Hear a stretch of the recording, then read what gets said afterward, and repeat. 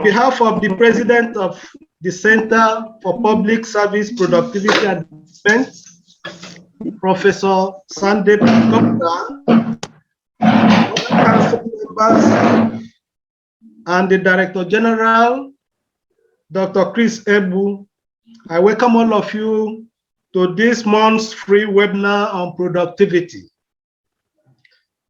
The Center for Public Service Productivity and Development is the first world-class productivity center in Africa, incorporated by public-spirited professionals to complement the effort of government and international agencies such as International Labour Organization, United Nations Development Programme,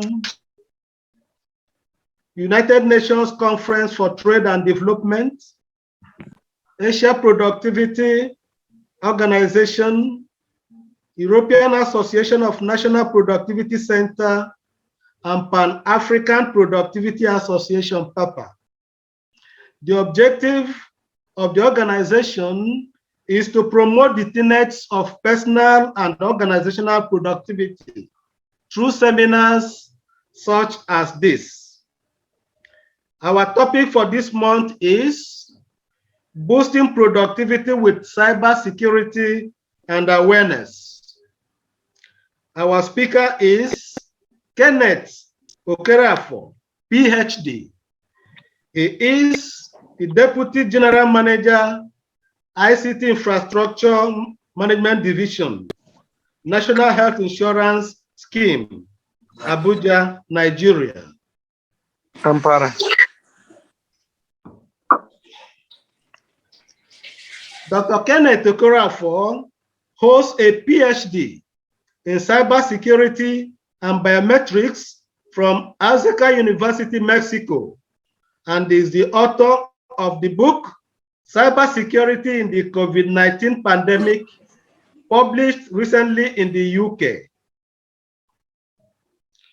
A former employee of the United States Department, he is a United Nations trained information security expert with over 25 years global experience in threat mitigation technologies cutting across industry, government, and academia. A cybersecurity researcher at the UNESCO International Center for Theoretical Physics, Italy, Kenneth has many publications to his credit and is passionate about applying the cyber defense expertise to helping global organizations to protect their assets and data from the impact of post-COVID-19 attacks. Having led current managers, digital infrastructure and health insurance security at the National Health Insurance Scheme, Abuja, he is our authority in this field. In this cyber security for productivity lecture series, Kenneth will help us to see the importance of digital security, data protection, and cyberspace defense, as well as their relevance to employee productivity in the workplace. The series is guaranteed to significantly improve the cyber security capacity of participants to detect, prevent, respond to, and mitigate cyber attacks in various forms and several sources. Before we invite this astute personality to take over, please take note of the following ground norms. Questions are not entertained during the course of the lecture. That will be attended to at the end of the lecture. Please put your device in silent or mute mode to avoid background information filtration. It is now my singular honor to invite Kenneth Okereafor, PhD, to present his lecture. Dr. Kenneth, you have our audience. Thank you very much, sir. And I am very pleased to present this lecture. Have you ever wondered what could happen if everybody within the organization has cybersecurity knowledge to be able to protect data and computing resources? What that would mean will be there will be less of cyber attacks, there will be less of data loss, and there will be increased productivity. And therefore today, I'm going to discuss the relevance of cybersecurity awareness for an organization. To do this, we are going to look at some outlines. We first of all establish the digital needs of organizations, and then we look at the effect of COVID-19 pandemic on productivity. And then we try to understand exactly what cybersecurity means, because a lot of people think that cybersecurity is only for IT people. So today I'm going to tell you why cybersecurity is a knowledge that everybody should have. Then we shall also look at the whole essence of cybersecurity awareness. What does it mean? What is the scope? What does it cover? And what are the advantages? Then we shall deal in details with a number of threats that organizations are faced with today. And then after that, we'll look at the consequences of these threats on organizational productivity. We make recommendations and then we conclude. So every organization manages data. It is people that use computing systems to manage these data and exchange them for communications and for information. So that means that whether it's in the public sector or in the private sector, every corporate entity has a series of data that it manages, and these data needs to be properly protected. And it is the use of digital systems that makes the management of this data very, very efficient. The efficiency that an organization enjoys is a product of the type of digital resources that it deploys, especially to automate its business processes. Human resource management is also a very important aspect of an organization, for which computing systems and digital assets help to manage. And of course, every organization has affiliates, associates, clients, and customers. And the relationship between the organization and these customers is a function of how technology supports to manage that interface.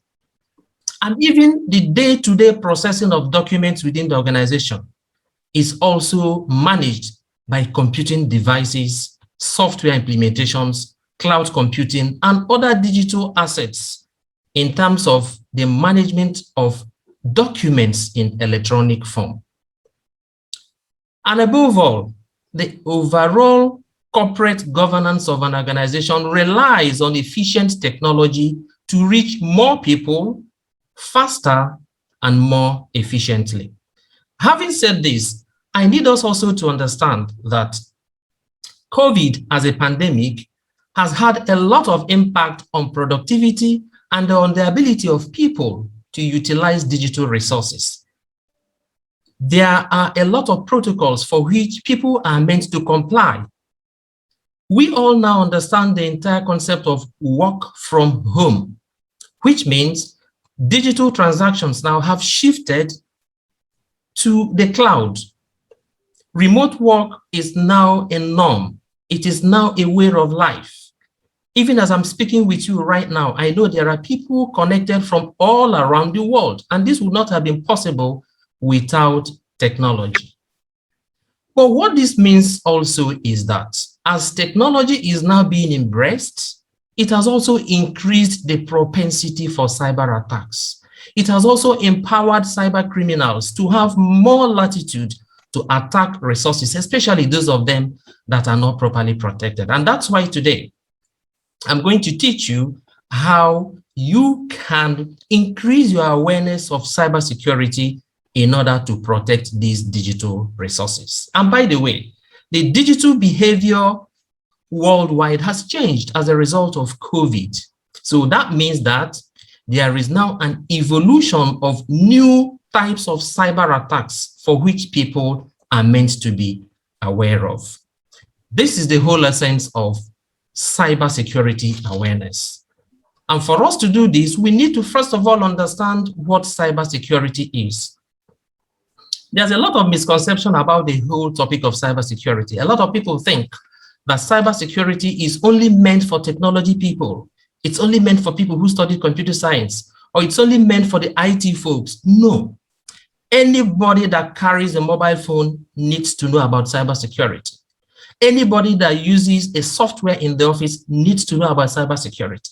Anyone that uses the internet, anyone that sends or receives email, does social media, needs to understand what cybersecurity means. And therefore, it is a requirement in an organization that so long as people are using digital resources to transact and to do processes within the organization, cybersecurity knowledge is very important. And therefore, what is cybersecurity?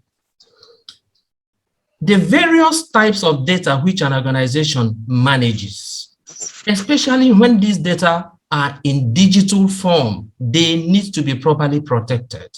The data needs to be properly protected against attack. The data needs to be properly protected between the time it's exchanged and the time it gets to the destination, in order to preserve the integrity of such data, its availability, and of course, its confidentiality. Every organization has sets of critical data, some of them confidential, and it is the protection of this data in electronic form that cybersecurity tends to protect. Cybersecurity is also the prevention of computer abuse. Computer can be used positively. Unfortunately, it can also be used negatively. I usually like to give this analogy. A gun can be used to kill, and a gun can also be used to protect. A gun in the hands of a robber is different from a gun in the hands of a policeman. This one is using it to commit crime. The other one is using it to protect. That's the same way the computer is. Those software that you use in your offices, every technology that you use to manage your data, they are meant for good. However, they can also be abused. And therefore, cybersecurity is the prevention of all forms of abuse on computing systems and on the people that use them. Cybersecurity is also the identification of various forms of cyber attacks. There are different ways resources can be attacked in the digital form. Being able to identify these sources, their impacts, and their effects is also an aspect of cybersecurity. Cybersecurity is also the response to cyber crimes. Now, it is very important to prevent cyber crimes, but unfortunately, once in a while, depending on the security level, cyber crimes do occur. The ability to respond fast to cybercrime is also an element of cybersecurity. And then, compliance with digital policies and standards. There are standards and regulations and recommendations that guide how digital data is used and how resources are managed.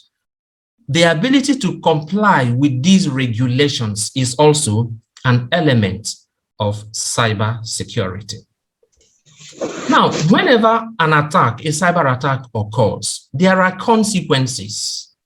These consequences will depend on how quickly they are addressed, and therefore, the way and manner in which the impacts of such cyber crimes are reduced is an element that is studied in cybersecurity. And finally, creating awareness on the sources of cyber attack, how they happen, their impacts, and what can be done by system users to prevent them, which is, by the way, called cyber awareness, is also an element of cybersecurity. So cybersecurity encompasses digital media, the people that use them, behaviors in the digital space, and how to protect digital data from unauthorized access, from malicious attack, and from unintentional alterations. Having said this, let's now try to understand exactly what is meant by cybersecurity awareness. I look at cybersecurity awareness as a combination of all the processes, the standards, the techniques, and all the strategies and behaviors that are used to enhance cybersecurity knowledge. When you put all the recommendations, all the frameworks, all the processes and techniques, when you put all of them together for the common goal of boosting cybersecurity knowledge and increasing cyber skills, then you are creating cybersecurity awareness. Cybersecurity awareness helps to understand the various sources of threats and the risks that they pose to an organization. Cybersecurity awareness also helps to prevent the impacts and the heavy consequences of cyber attacks on organizations. So having said this, it's now very important for us to understand some of the threats within organization for which cybersecurity awareness becomes very important. The first one is social engineering. Social engineering is the manipulation of human beings in order to siphon information from them that can be used to circumvent the system. Put in another way, social engineering means taking advantage of weaknesses in humans in order to circumvent a computer system. And so when someone calls you on phone and says, hey, I'm the MD of ABC company, and I am stuck here, I need access to the mail server, I want to access my email, could you please give me the password for the administrator? And you eventually think that this is the MD and you give out. That's an aspect of social engineering. Or when you receive certain emails that purport to come from people that you know, and then you respond based on familiarity, not knowing that you're responding to the wrong person.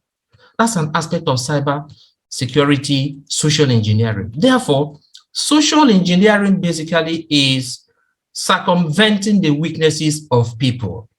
What are those weaknesses that people have that can be circumvented to get cybersecurity, take cybersecurity advantage? One of them is sympathy. The other one is fear. The other one is loyalty. During the COVID lockdown last year, a lot of people got emails saying, oh, country A is giving out funds for COVID. Please click on this website and then fill out your information. We need your username, we need a password, we need your bank details. And a lot of people fell for it. That's an aspect of social engineering. And therefore, the reason why I'm bringing out each of these threats is to let us know that there are various aspects that we need to boost our knowledge of cybersecurity, so long as we work in organizations or we manage organizations for which data is exchanged. The other one is ransomware. Ransomware is a type of malicious software, negatively intended software, which cyber criminals use to lock an infected computer and make it impossible for the real owner to log in, except if he pays a certain amount and then gets the key to unlock. It is a big problem. But the good thing is that it can be detected, it can be prevented, and knowledge sharing like what we are doing now also helps to create the awareness on how to identify ransomware and take care of ransomware. Computer virus. We are all very familiar with the idea of computer virus, which is a malicious software too that is written to cause problem for the system. Depending on the nature of the computer virus, it can destroy files, it can make files not seen, it can also drown the system and make it very slow, or it can begin to send out email to the creator of the virus and then steal information. Power hiccups. It is very amazing to know how power hiccups can affect our computer systems. The computer system you are using to connect now, be it a laptop or a mobile phone or a desktop, runs on power. If there is no power in terms of battery, that computer is dead. Or if the power is not clean enough to sustain this communication, you won't be hearing me right now. And therefore, the ability of the system to sustain power is also a function of how secure the data is. And therefore, power hiccups are also a major threat to organizations. Insider attacks, also called insider collusion. This is where people who are meant to be protecting the system now go out and circumvent the very system they are meant to secure. By that, I mean system administrators or those that manage digital resources now being at the forefront of committing cyber crimes. There are a whole lot of reasons why these things can happen. It can be out of grief. It can be someone that has been fired and feels aggrieved. It can be because of unresolved disputes within the organization, or it can even be as a result of economic enticement. And therefore, organizations need to understand what to do about insider attacks, how to motivate their staff, and especially how to create constant training and awareness, just like what we are doing now, in order to prevent or minimize such occurrence. Illegal data alteration. Data can only be said to maintain integrity when it does not change from point A to point B. Every organization has confidential and sensitive information it manages. What makes such information confidential and private is the ability of using computers to preserve their integrity. And therefore, when such data can now be modified illegally without permission, then you now say that such data have lost their security. And therefore, there's a whole lot of talk about illegal data alteration for which awareness solves such problems. Credential racketeering. This is where people steal credentials of other computer users and sell them to others for financial gain. Everybody that uses a Yahoo or Gmail account, of course, has a username and a password. Everybody that has access to a company's software has a username and a password. Even on your phone, certain phones have usernames, password, pins, or patterns. The ability to protect those credentials, those usernames and passwords, such that they don't get into the wrong hands, is an element of creating awareness in order to prevent such. Email phishing. I've talked about this earlier. This is where people receive email messages that purport to come from those they know, and then they respond as though those emails are legitimate. There are also ways to identify whether the email is from a legitimate person and then what to do around that. Man-in-the-middle attack. This occurs every day, even on the platform we are using right now, which is Zoom. I am in one part of town talking, and people are connected from various locations. An attacker can find somewhere in between and insert himself in this conversation, either just to listen or to disrupt. That is called man-in-the-middle attack. So man-in-the-middle attack is where the cyber attacker comes in between two people that believe that they are talking securely or that they are transacting information securely, and then steals information or manipulates information and sends it across. Depending on where this occurs, the consequences are huge. For example, in the financial industry, where depositors send out information, probably requesting for withdrawal, if man-in-the-middle attack occurs, the attacker can change the figure, push it across, and then change the destination. In that way, the withdrawals are now sent to the wrong account. Cyber espionage. This is the use of computer systems to spy on people. The use of digital media to spy on the activities of other people without their permission. This is usually used by certain government agencies, of course, when they want to get confidential information on a particular field. However, cyber criminals also use this in order to do proper reconnaissance before the attack. But there are also measures on how to identify cyber espionage and take action. Cyberbullying is another major threat. This is the use of digital systems to send out information, messages, or content that offend other people. It is the use of email or SMS or social media or any other type of digital resource to bully other people or to make other people miserable. For example, in 2020, in March, late March of 2020, at the heat of the global lockdown, there was this video that went viral showing security officials molesting people and asking them to go indoors. And then somebody captioned it, "The brutality of the Nigerian police force." But guess what? That video turned out to be an old event that happened years before in a different part of Africa. But now somebody has labeled it and made it appear as though it was coming from Nigeria.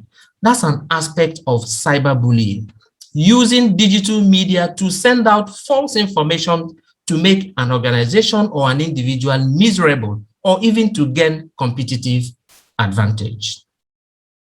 Malware, we've talked about malware. Malware means malicious software, and there are different types. We've talked about virus, we've talked about ransomware. Now, adware means advertising software. Spyware means spying software.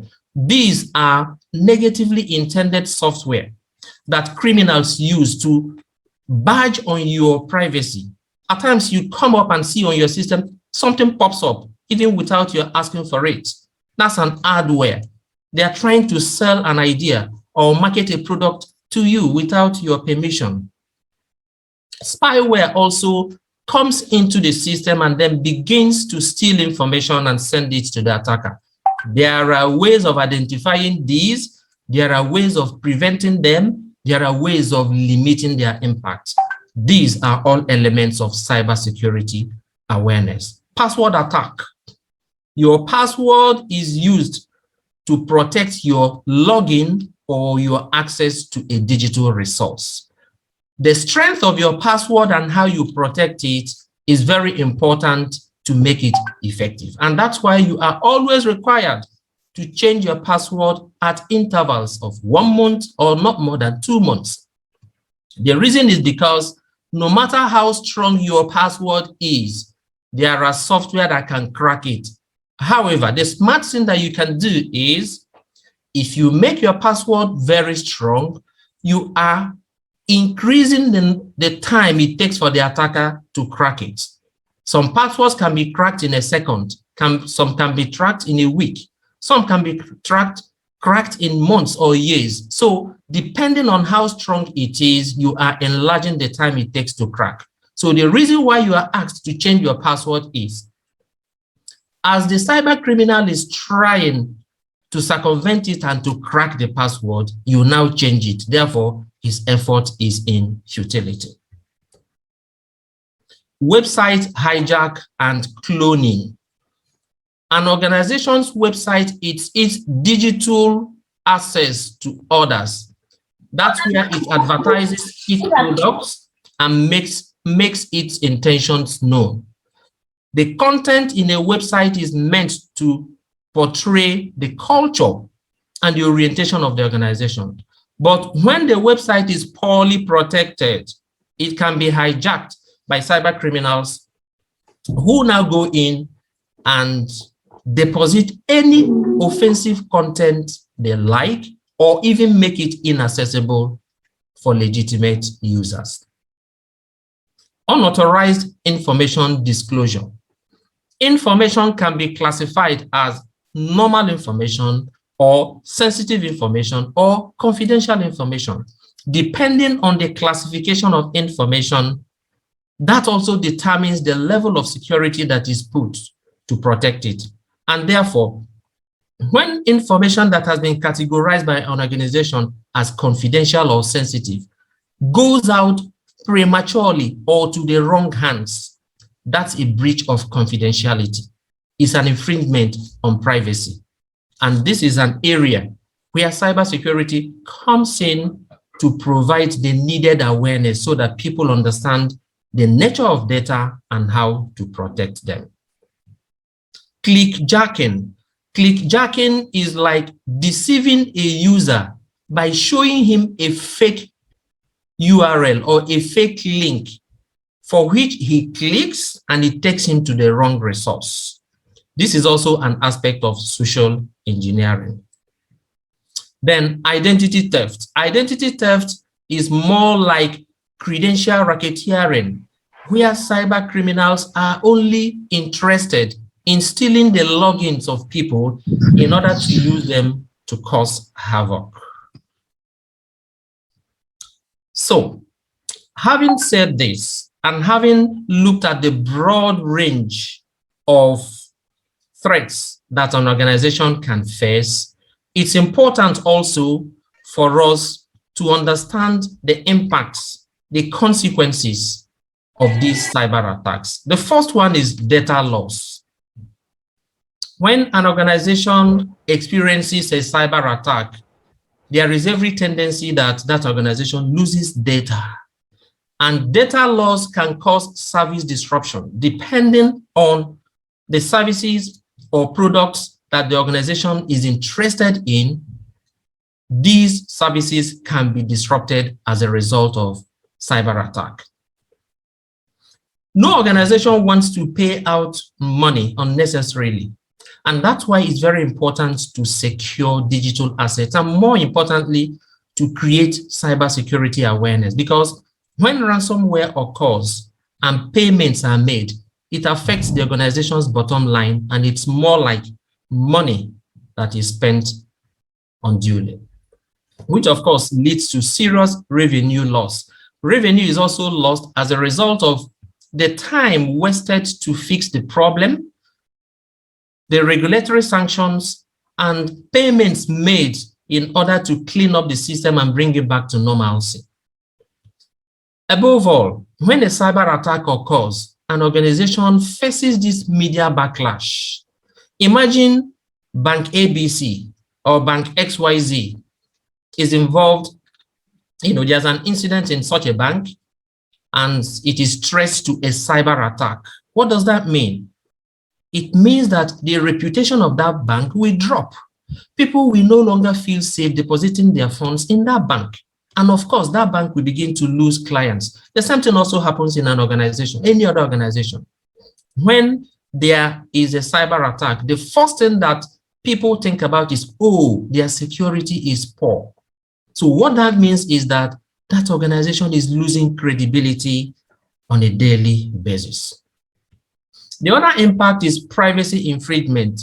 Depending on the type of data that has been circumvented through cyber attack, it could be an element of privacy concern, a breach of privacy. Take, for example, in the healthcare industry, where healthcare data relates to life.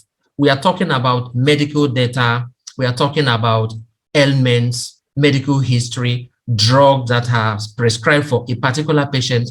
Assuming the medical information of a patient leaks out, it can lead to a lot of problems. It's a privacy breach, and such an individual can take legal actions because it can cause stigmatization, which might even lead to suicide attempts. So it is very important to know and understand that data has value, and because it has value, the way it is protected using cybersecurity is very important, and that's why we are creating this awareness. Another consequence of cyber attack is regulatory sanctions. There are various standards that guide various aspects of cybersecurity in an organization. Anytime a cyber attack occurs, it means that a certain regulation or standard has not been complied with, and this could impose some sanctions. Sanctions can be that you lose your license, or if it is a website, that website is blacklisted, the IP address, which is the identity of that computer that hosts the website, is blocked, and so on. At times, it could even be payments or fines that are made by that organization.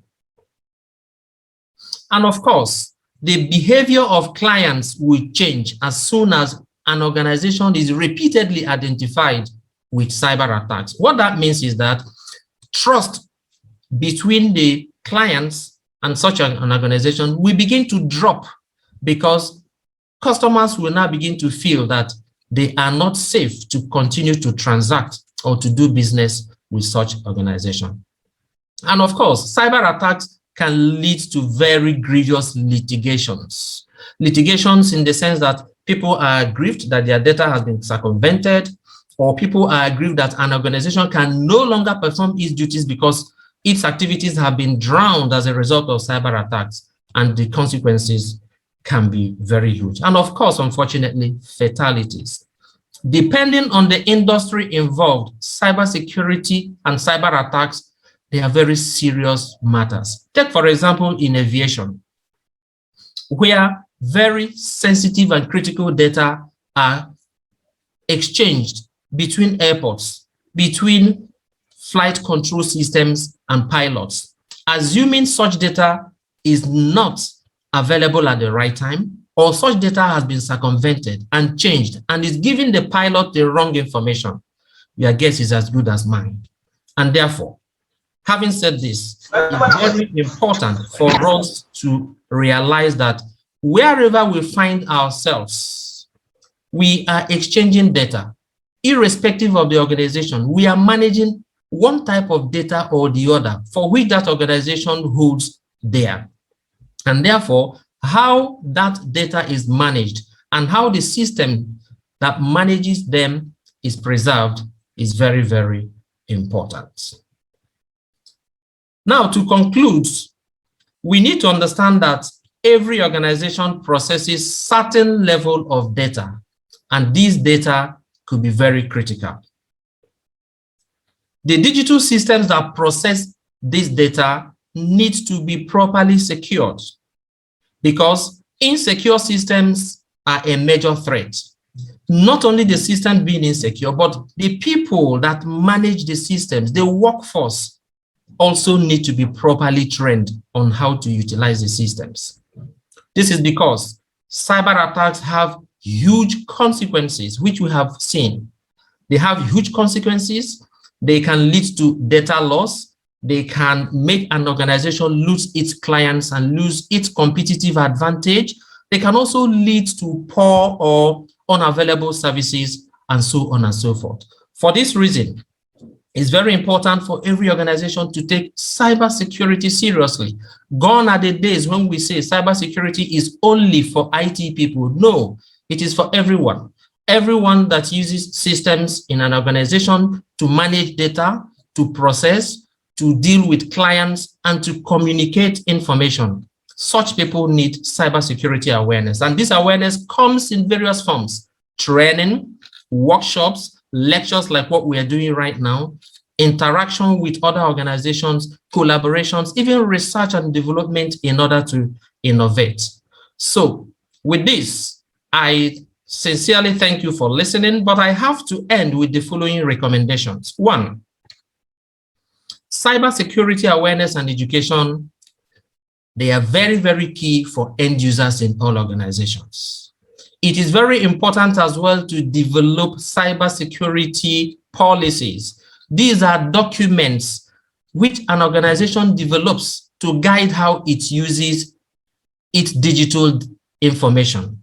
All the digital resources within an organization, how they are used, must be captured in a conscious document called the cybersecurity policy. This is a must. Without a policy, it is difficult to tell someone that he should not leave his computer unlocked when he steps out. Without a cybersecurity policy in an organization, it's difficult to enforce password recommendations. Without cybersecurity policy, it's difficult to tell people how to use their email. And therefore, there has to be a conscious document that specifies all the levels of digital security in an organization, how a website is done, how information is exchanged, how long you keep client data, and so on and so forth. These must be captured in a cybersecurity policy. Number 3, it is very important for management and leadership of organizations to be interested in cybersecurity. What happens before now is organizations don't pay attention to cybersecurity until a cyber attack occurs. And by that time, unfortunately, for some of them, it's very late. So the recommendation is make cybersecurity the integral part of your business, irrespective of what type of services or products you transact in, be it in the healthcare or in identity management or in aviation or banking and finance. It doesn't matter. So long as there are human beings that make use of computers for business processes, then management and leadership must make cybersecurity a priority. Number 4, it's important to adopt best practices in managing cybersecurity. There are technology standards out there that can be adapted and customized to suit your organizations. Number 5, irrespective of the security you deploy to protect your digital resources, once in a while there could be attempts or there could be successful attacks. What you do in such times is very important, and therefore incident response, how you respond to cyber attacks, what you do and how you manage those is also a requirement. And finally, the only way an organization can remain competitive and productive is to continue to innovate. And that's the whole essence of having this type of conversation, create the awareness on cybersecurity and how important it is to boost productivity. I must thank you so much for your attention, and God bless you.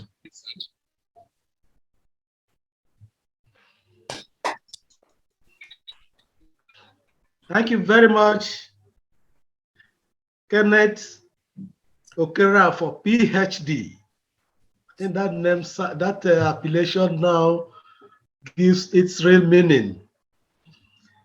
This is an eye-opening lecture. You have explained, even to the understanding of a layman, that in view of the digital needs of modern organizations and individuals, we need to be aware of cyber threats. And you explained 18 of them, which includes computer virus, power hiccups, illegal data alteration, credential racketeering, email phishing, cyber espionage, cyberbullying, website hijack and cloning, identity theft, and many more that we cannot mention now. Along with all of this, you have given us some guidelines on how to mitigate these threats. We are very happy for giving us all of this on a platter of gold.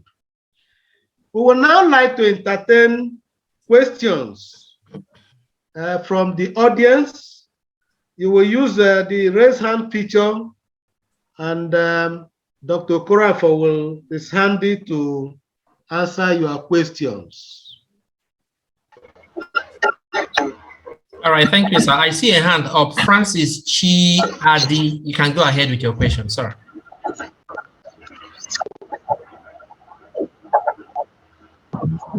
Yes, I'm here. Can I go ahead? Yes, please, go ahead. I can hear you.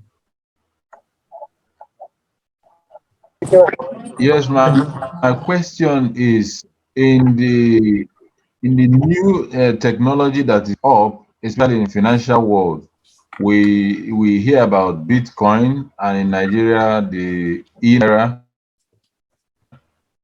and the issue of national identity being enforced.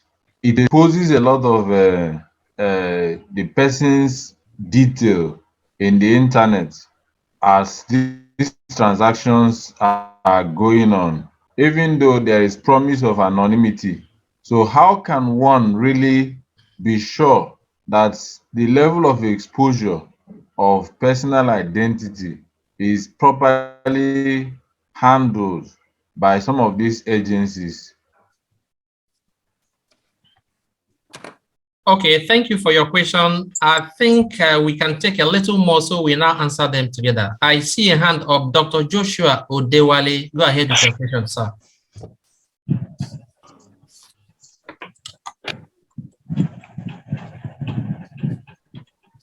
Dr. Joshua, go ahead with your question, sir. Like what you rightly mentioned, that there are situations wherein the real owner will not have access to his account. It happened to an organization using WhatsApp, and he tried to access, because they were using his name, the name of his organization, to collect money from people. And when he closed it, send message to WhatsApp, change everything, yet that information was still going under using his name. What can be done to correct those issues? Thank you.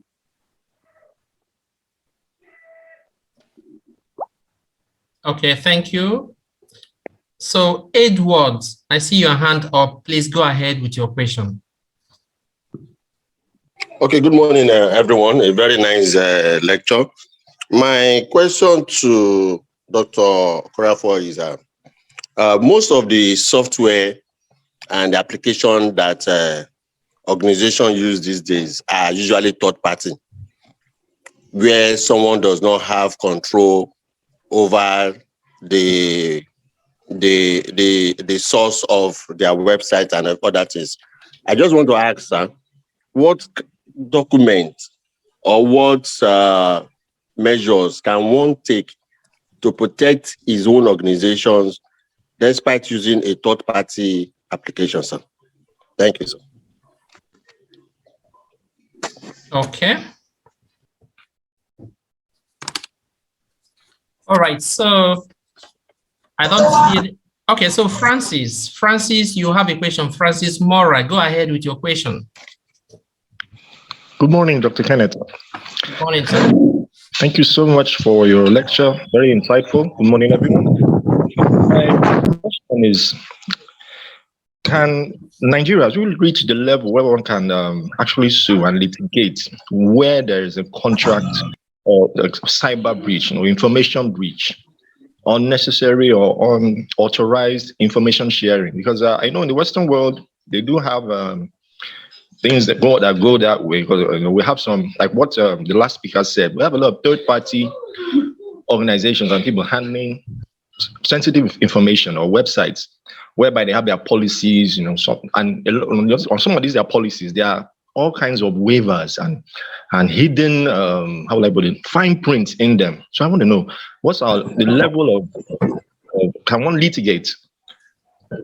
Thank you. Okay. So we've had 4 questions so far. Let me attempt to address each of them. And by the way, this is an interactive session, so let's talk. The first question from Chiade is about Bitcoin, anonymity, and exposure. Now, technology is evolving. Bitcoin and cryptocurrency, these are also part of the evolution in technology. But what that also means is that such evolution also come with exposure to cyber threats. And therefore, it is a collective responsibility to protect the cyberspace. The user of Bitcoin and those that manage the resources on which cryptocurrency technologies run have a responsibility. The government also has responsibility. So it is a shared responsibility for people to understand what they can do and how they can protect self and then protect their resources. Like I said earlier, there is no system that is totally foolproof. However, what we do in security is try to mitigate. There is a concept called defense in depth. Defense in depth means applying different types of protection at the same time, such that if A fails, B takes over, or if C doesn't work well, D is there to back up. That's how cybersecurity works. When the users of Bitcoin play their own part and take some of these simple measures that we have discussed in this lecture, and then those that manage the back end also perform their own roles, and then government policies are there also to guide. Together, these things will make the cyberspace more secure. The second question from Dr. Joshua, he tried to narrate an incident on WhatsApp and how access was stolen and all that. So the advice is this: every piece of technology will keep changing, will keep upgrading. Even WhatsApp as an application keeps upgrading. Ensure that your WhatsApp application or your system is the latest version. Once in a while, WhatsApp pushes out updates and invites users to update. So it's just as simple as clicking to update. Once you update, it means that certain security vulnerabilities that have been identified by the writers and the developers of the software have been taken care of and you are protected. Secondly, there are also things you can do to limit who has access to your WhatsApp. All these things are in the application itself. If it is a group, there are also things the group admin can do to limit infiltration by unauthorized people. We can discuss some of this offline and then we'll give out certain tips. The third question is from Edward. And Edward is concerned about having some control over third-party applications and what organizations can do to protect themselves. And then I say this again, defense in depth. There has to be a conscious SLA. SLA is service level agreement. The organization has to sign a robust service level agreement that states how the software works, who is responsible for what, who should manage what are the scope of responsibilities of the developer or the producer, and then what are the bounds of the user. It is only when you have a good service level agreement that you can then hold someone accountable. And that takes me back to my earlier mention during the talk concerning having a cybersecurity policy. A cybersecurity policy makes it possible for you to define how you develop your service level agreements with service providers that bring these third-party software and solutions to you. And that's very important. And finally, Francis wants to know if something can be done legally when an organization or when certain breaches occur. So I need to let you know that Nigeria already has a cybersecurity law. It is called the Cybercrime Prevention and Prohibition Act of 2015. That act was one of the last ones that were signed in by the former President Goodluck Jonathan before he handed over in 2015. That act is in force today. And therefore, the whole essence of the Cybersecurity Act is to protect our digital resources. What can you do when you think that your information has been breached by a bank or an organization or an individual? Even things like our popular Yahoo boys, things like that are also mentioned in the law. Things concerning social media misuse are also there. So we already have the law. It is there and it can be brought up at any time. I hope I've been able to attempt the questions. I see another hand up. I don't know whether we should take Adebayo. and have his question. Adebayo, you have the floor, sir. Good morning, sir. Good morning. Firstly, we do appreciate the knowledge that you pledged to us. God will continue to increase your knowledge, sir. Sir, I'm thinking that maybe this awareness on cyber security maybe if we can start from the lower level, from secondary school entirely, in part like security education. Can you hear me, sir? Security education. Yes, I'm hearing you. Go ahead. That can be from there. That can reduce crime detection because some of the secondary school people, some of them they have even hello, sir. Can you hear me? Some of them they even know more than we do. But if we can impart that skill entirely, creating the awareness, these are the side effect of that thing. If they really involved in such what crime entirely, at least Nigeria can really was change from my own perspective view, sir. All right. Thank you. Thank you. You're welcome, sir. Yeah, Sheye Obiseso, please go ahead with your question. Hello, Sheye. Hello, Sheye. Can you unmute yourself and go ahead with your question? Yes. Okay. Sheye, unmute yourself, please. We can't hear you. We know you are talking, but we can't hear you.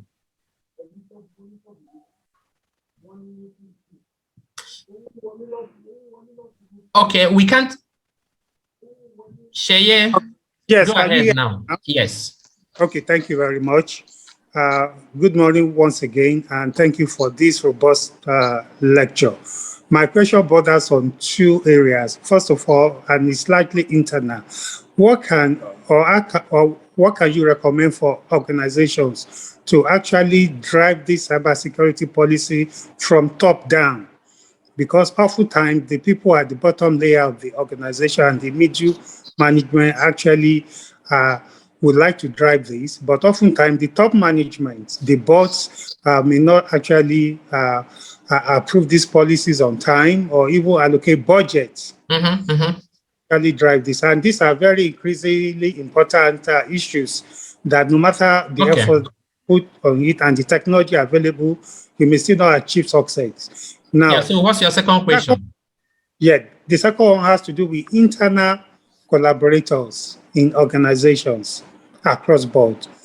What are the recommendations to actually nip this in the bud or at best minimize it? Thank you, sir. All right.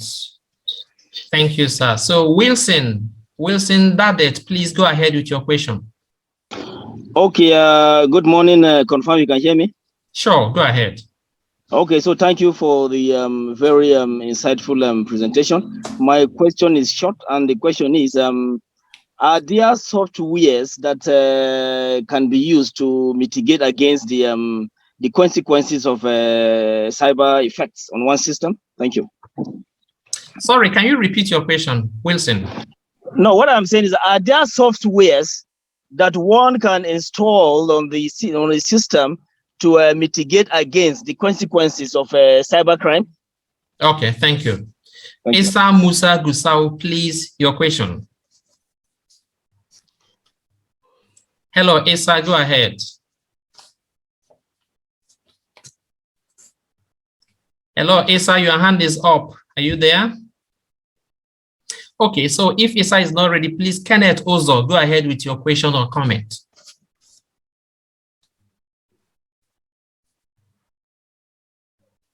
Okay. Thank you very much. Your lecture is very highly appreciated. I need to really just draw from an experience, and that experience is about a purchase I made on an online store, and of course I found a defect. I got back to them using an address there, not knowing it was a kind of, do I call it phishing? Someone else used exactly their address and said that their customer care staying somewhere in Lekki. And I clicked and the guy said, okay, send this money, we're going to refund the goods and the rest of it. I understand fully well that banks, for instance, they can use similar names, so that any name bearing the same bank's name you put will eventually take you to the original website. But it wasn't the case with this very popular online shopping platform.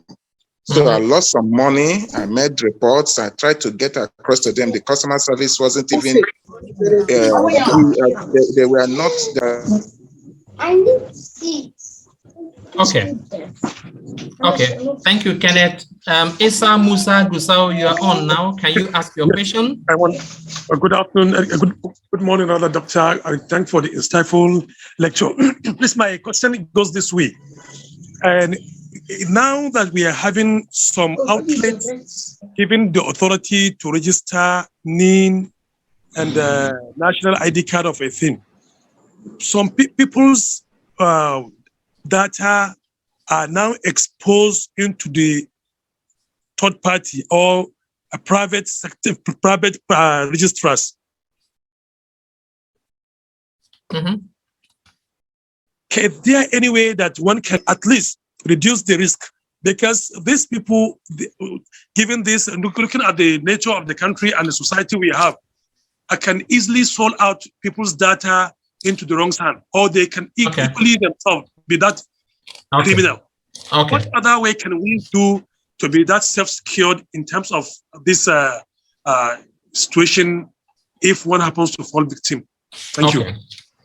Thank you. So let me attempt to address this batch of questions. The first one is from Adebayo. Adebayo was talking about the need, or making a suggestion that cybersecurity awareness should also translate to the secondary schools or primary schools, especially at that level. Yes, I agree with you that even in our educational curriculum at the primary level and the secondary level, cybersecurity should be included. And of course, in some organizations, in some academic institutions at that level, there are basic sciences, there are computer appreciation, and an element of such curriculum involves cybersecurity. However, I understand what you are saying is that this should be made a conscious policy within governments, both at the national and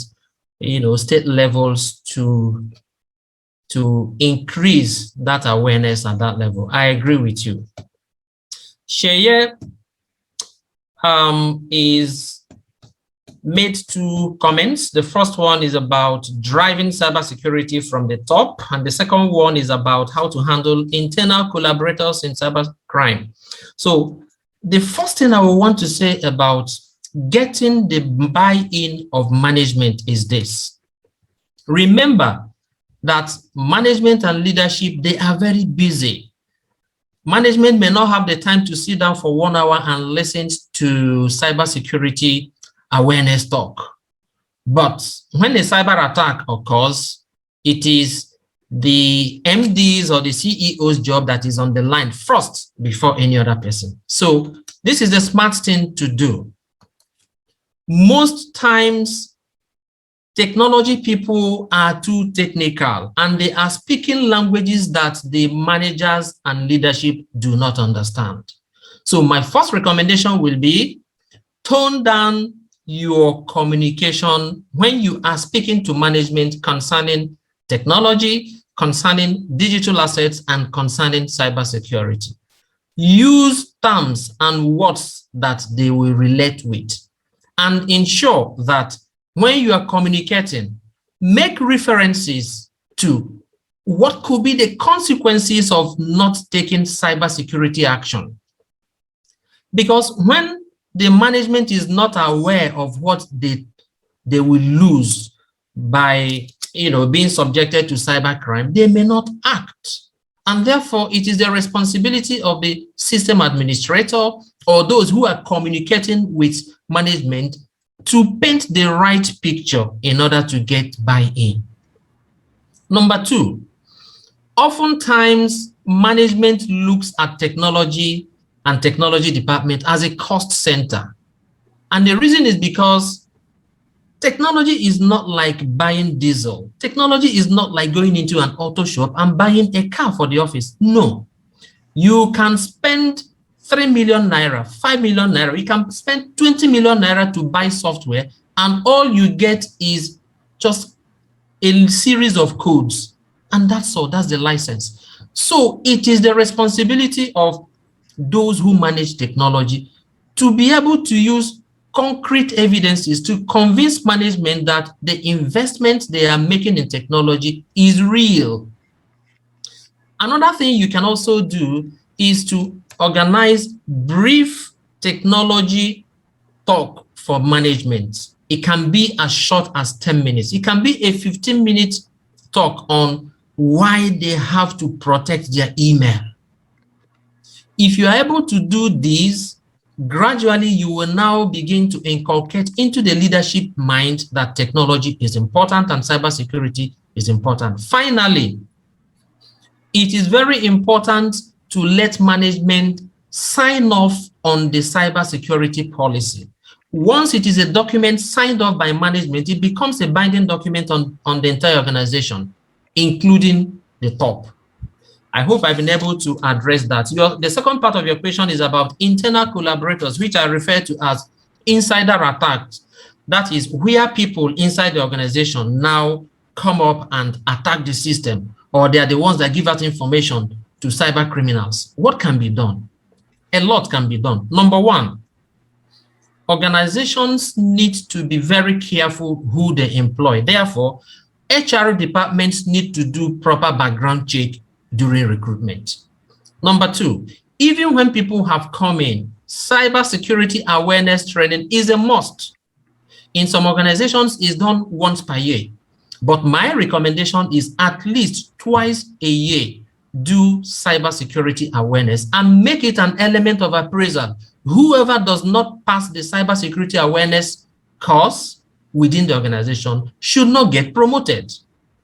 By so doing, you are forcing people to go through the process every 6 months in order to get used to them.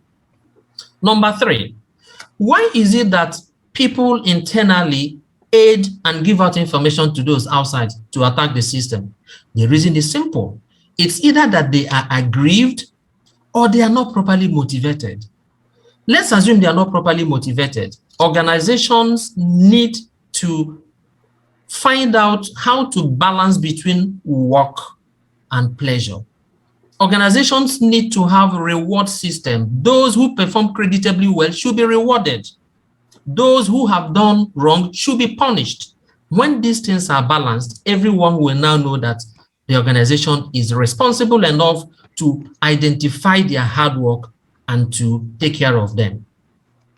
Now, there are a number of times people say that, oh, if you don't pay your staff very well, they will steal your information. It may not be all about pay. By the way, there's nothing about pay rises, but it's not all about pay. It's about the motivation you give out, the policies that you have to recognize those who have done well. That will encourage others. Finally, 71%, according to a recent study, 71% of all the attacks that are related to insider information has to do with unsettled grievances. HR departments should ensure that before someone is terminated, that all the processes have been exhausted to lay that person off, including giving him a fair hearing and giving him opportunity to appeal. It's only when people are fired unduly or they feel they have not been given opportunity to express themselves that they go out there. Maybe they still have access to the system, they still have credentials, they still have logins, and then they begin to think very bad things. And of course, part of the reason why I'm emphasizing on security policy is that the security policy should also specify how long a staff or an employee should hold on to information. Once a staff leaves an organization, all his accesses should be withdrawn. If these things are specified in the policy, then it will be difficult for him out there to log in again, steal information, or to try and cause havoc. So the question from Wilson is, whether there is any software that can mitigate cyber attacks. Of course, there are solutions. Of course, there are software. There are so many things that can be done, but the best thing that can be done to protect an organization in terms of cybersecurity is to deploy what is called UTM, Unified Threat Management. A unified threat management system is any number of applications that work together to secure your organization. Now, this is a bit technical, but there are solutions out there, and I'm not going to mention names of vendors, but there are solutions that can detect attacks. There are some that can prevent. There are some that can give you warning that there are certain transactions on your network that are suspicious. Therefore, please take action. Some of them can send you an email, some can send messages, and so on. There are also some that will block out what is perceived to be an attack pattern. So Kenneth is talking about making purchase online and fraudulent transaction. Yeah, about the fraudulent transaction you talked about, I need to let you know that for every cyber attack, there must be a vulnerability that has been taken advantage of. Let me explain. A vulnerability is a weakness in a system. It can be a weakness in a person. There must be a vulnerability before a cyber attacker attacks. That cyber attacker is the threat.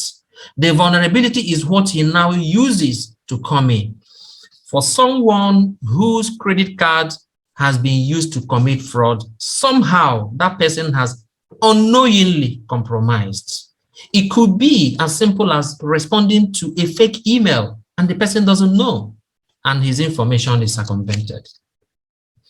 Asa Musa was asking a question concerning the idea of NIN and exposure of people's information to third parties. I need to make it clear to you that the NIN, that's the National Identification Number you talked about, which, by the way, is the responsibility of the National Identity Management Commission, NIMC. The NIN is a secure entity. The organization or the agency managing the NIN, which is NIMC, is a government entity that has been licensed to do so. So the good news is that there is a global standard that is expected of NIMC and all other agencies that manage such classes of data. And I'm happy to announce to you that NIMC has passed that certification. In fact, NIMC has even recertified. What that means is that globally, the National Identity Management Commission is well equipped with the necessary facilities, the technology, the skill set, and the workforce to manage data securely. That is on the part of NIMC. However, on your own part, as the person giving out the information, you have a right to question if you feel that your data has been compromised. And this is also supported by the Cybercrime Act of 2015, which I talked about earlier. Okay, so are there any further comments or questions? Yes, I wish to recognize the presence of the President, Professor Sandeep Gupta, and the Vice President. Please, we would like them to appreciate you and make their observation. First, Professor Sandeep, please, you have our ears.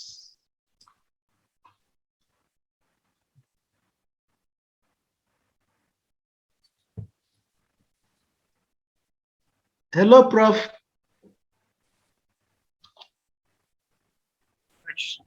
To Dr. Kenneth for giving the wonderful lecture to my center.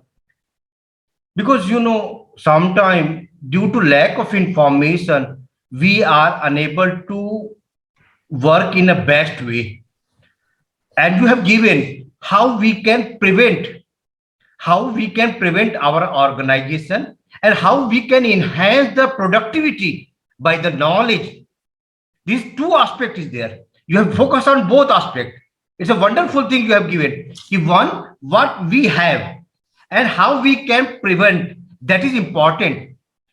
And I hope so that all my members will get the opportunity how they can increase the productivity for their organization, which can play the important role for nation building and the organization.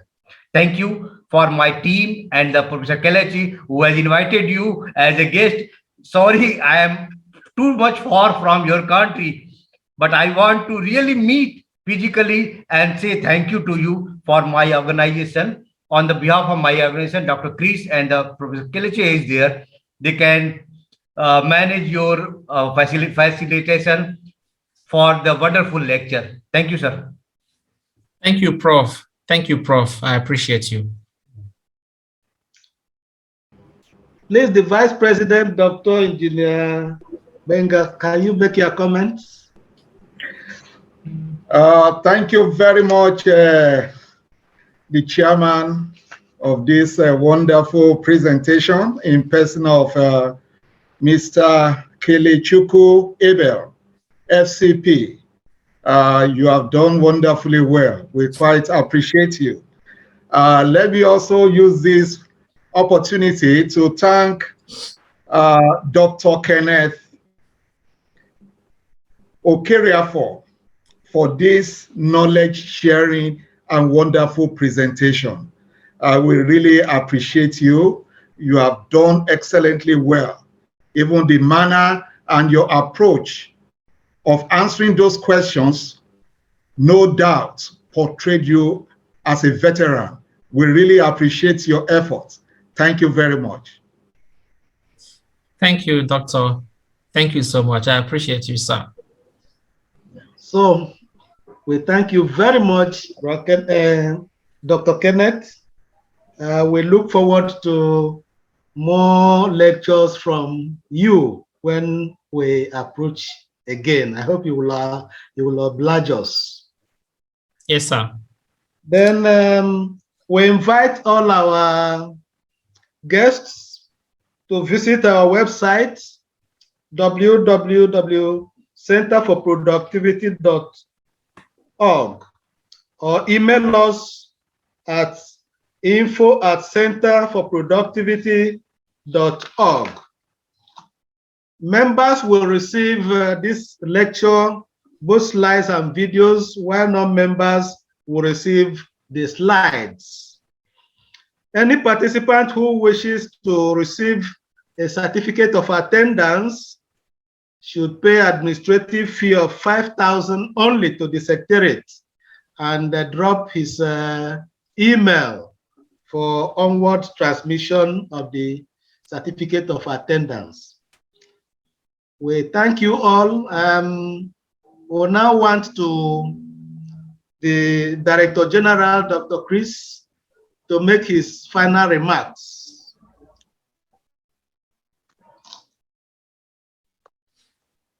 Well, I appreciate you, Dr. Kenneth, for sparing your time to prepare this lecture. And some people may be wondering the connection between cybersecurity and productivity. Yes, if one security system is attacked, definitely the person will lose reputation. The person will also lose money.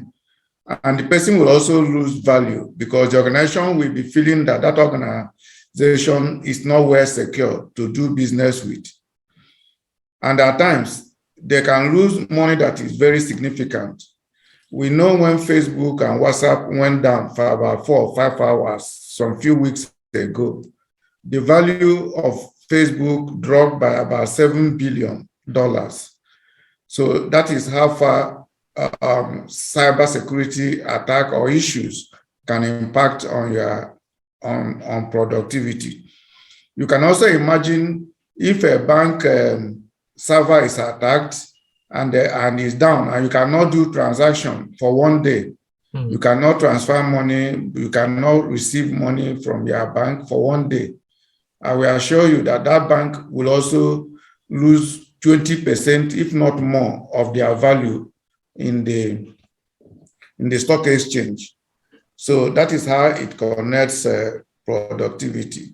Therefore, we should take our cybersecurity from our WhatsApp account, email account, Facebook account, and anything we have to do with the internet, we have to take it serious so that at the end of the day, we will be more productive, and the intruders, or what we call Yahoo boys, will not take our hard-earned money.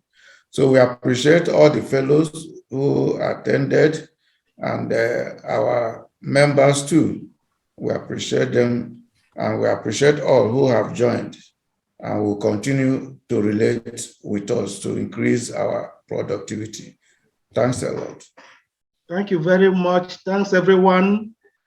Please, we will invite you again to our next month's productivity lecture, and I hope you will take advantage of that. Thank you, Dr. Kenneth. Yeah, thank you. Thank you so much for this opportunity. And I'm glad that it's appreciated. And my interest is to ensure that knowledge is imparted and people are aware of what they can do. But just quickly, I noticed that there are a few other questions and certain comments on the chat room. So I want to suggest that for those who are requesting for the soft copy of this presentation, my email is displayed there. That is nitelken@yahoo.com. That is nitelken@yahoo.com. If you send me an email, I can forward the presentation to you with the permission of the organizers. And if there are further questions, we can also take them offline. Once again, I thank you for the opportunity.